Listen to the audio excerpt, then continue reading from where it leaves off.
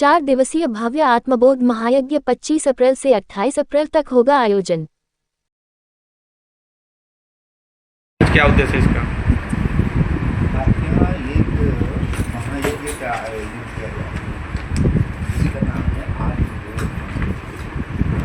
यह 25 तारीख से लेकर 28 तारीख तक किया है। 4 दिवसीय चारों दिन का अलग अलग लक्ष्य है। पहले दिन का वैदिक जागरण का लक्ष्य है जिसमें आपकी कलश की यात्रा होती है। तो 2 से 5 शक्तियों कलश की करीब 11 लोग के साथ 4 किलोमीटर की शाम को ये कलश यात्रा निकलेगी।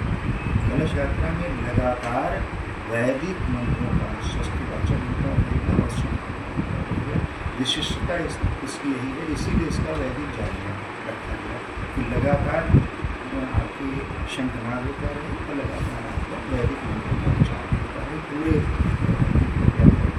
कब से कब तक होगा महाराज? ये होगी 25 तारीख को शाम को 4:30 बजे से लेकर के करीब लगभग उनको लगता है 3 घंटे लगेगा। पक्ष में पहले किया गया तो उसमें इसमें कथावाचक कौन रहेंगे और कौन कौन लोग इसमें आएंगे? देखिए, पहले दिन का तो आपका वैदिक जागरण हो गया जी। दूसरे दिन का प्रबोधन का है। प्रबोधन का जो विषय है वो चरित्र निर्माण से राष्ट्र उत्थान, फिर विश्व कल्याण और विश्व शांति। इसी चरित्र निर्माण से विश्व कल्याण से विश्व शांति तक की जो भारतीय चिंतन रहा है, विषयों का चिंतन रहा, उस चिंतन पर है। और उसमें विशेष रूप से जो संत हैं, जो आपके दर्शन शास्त्र के प्रधान विद्वान देश और विदेश से भी आए हैं, विश्व मंदिर आपके जो बैंकॉक के उसके भी प्रमुख आचार्य मंत्री जी भी आ रहे हैं भारत सरकार के। तो विशेष रूप से इसमें जो बोलने के लिए कहेंगे वो जो संत परंपरा से आते हैं उनसे बोलने का इस पर बोधन करेंगे। जो आचार्य प्रोफेसर्स हैं दर्शन शास्त्र के जीवन पद्धति किया जाएगा। तो ये दूसरे दिन का 10 बजे से लेकर के 1 बजे तक का कार्यक्रम। तीसरे दिन का कार्यक्रम है हवन। वो हवन 108 कुंडीय हवन जो आपके उस हवन में 500 हर कुंड पर 5 लोग, ये 540 लोग बैठेंगे और जो वैदिक मंत्र है 5 वैदिक मंत्र हैं उनसे 5 वैदिक मंत्रों से 108 बार आहुतियाँ देंगे। तो ये करीब 3,24,000 आहुतियाँ उस दिन दी जाएंगी। समय रहेगा प्रातः 6 बजे से 8:30 से 9 बजे तक।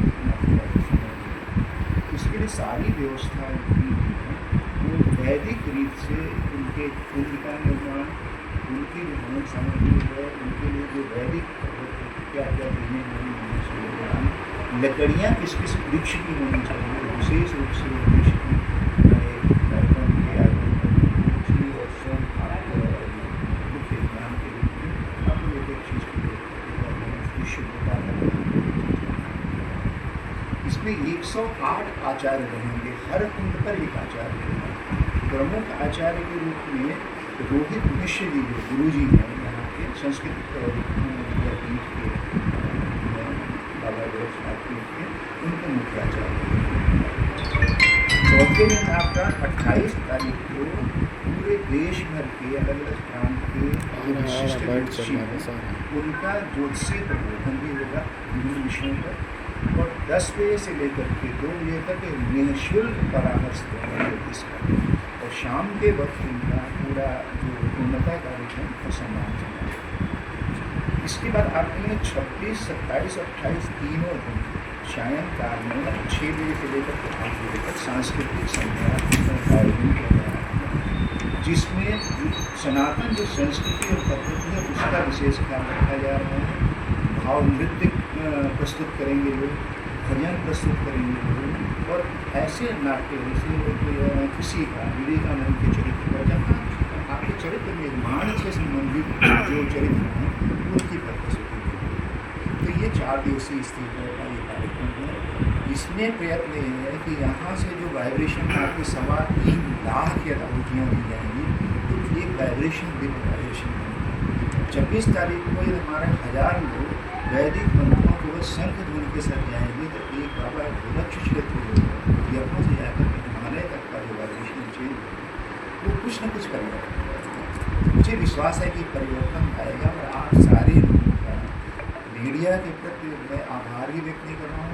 आप सब लोगों को मैं स्वयं आप लोगों का अनुरोध कर रहा हूँ, आप आएँ, यज्ञ में सम्मिलित हो, यह संभव हो सके उस भवन में बैठे और सपरिवार जो आ सकते हैं सपरिवार से बैठने के आप निश्चित तौर पर विश्वास दिला रहे हैं कि आपको आभास होगा ये कुछ विशेष चीज़। एक चीज़ मैं और आपके माध्यम से पूछा, एक नया पैसा किसी से चलना नहीं किया जा रहा है, किसी से न कोई रसीद न कोई एक नया पैसा चलेगा और न वहाँ जो जा रहे हैं किसी को एक नया पैसा भी चढ़ाने के लिए नहीं रहेगा कि आप एक नया पैसा कुछ। ये जो सहभागिता जो भी आयोजक बन रहे हैं उनकी सहभागिता से पूर्ण शुचिता रखते हुए उचितता को ले लेते हैं। इसकी ये देखिए